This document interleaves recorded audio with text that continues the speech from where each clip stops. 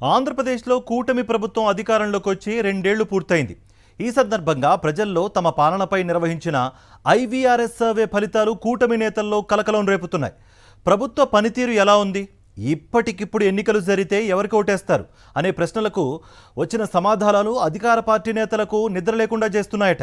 2 ఏళ్ల కూటమి పాలనపై ప్రజల మూడేంటి, సర్వే నివేదికలు ఏం చెబుతున్నాయి? Watch it.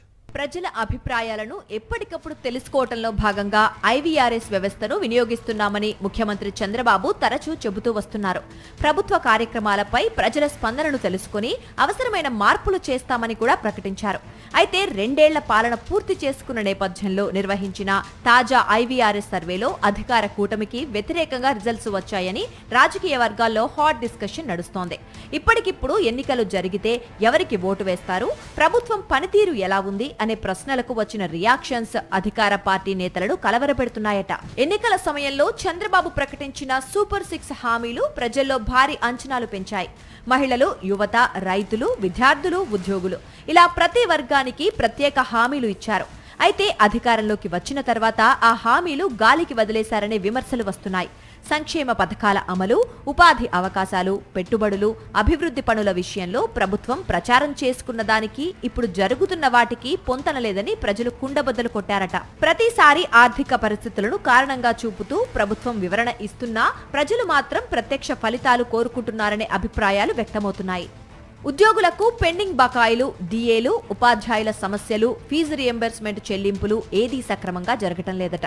యువతకు ఉద్యోగ అవకాశాలు, రైతుల ఇబ్బందులు ఇలా ఏ సమస్యకు ప్రభుత్వం పరిష్కారం చూపించటం లేదని ప్రజలు ఆగ్రహంగా ఉన్నారట.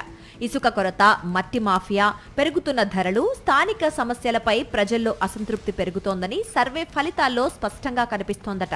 ఒకవైపు సంక్షేమం ఆశించిన స్థాయిలో అందటం లేదన్న భావన, మరోవైపు అభివృద్ధి పనులు వేగంగా కనిపించటం లేదన్న అభిప్రాయం. ఇవన్నీ కలిసి వచ్చి ప్రభుత్వంపై వ్యతిరేకత పెంచుతున్నాయని అధికార పార్టీ నేతలే అంగీకరిస్తున్నారు.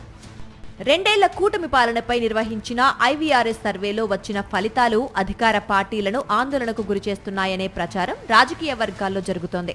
ప్రభుత్వం పనితీరుపై సానుకూలంగా స్పందించిన వారు కేవలం 10% మాత్రమే ఉన్నారని, మిగిలిన 90% మంది అసంతృప్తి వ్యక్తం చేశారనే చర్చ సాగుతోంది.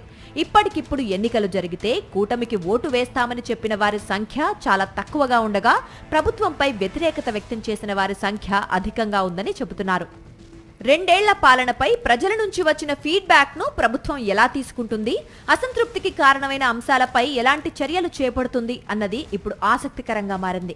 ఒకవైపు తమ పాలనపై ప్రజలు సంతృప్తిగా ఉన్నారని అధికార కూటమి చెబుతుంటే, మరోవైపు ప్రజల్లో వ్యతిరేకత పెరుగుతోందని ప్రతిపక్షాలు ఆరోపిస్తున్నాయి.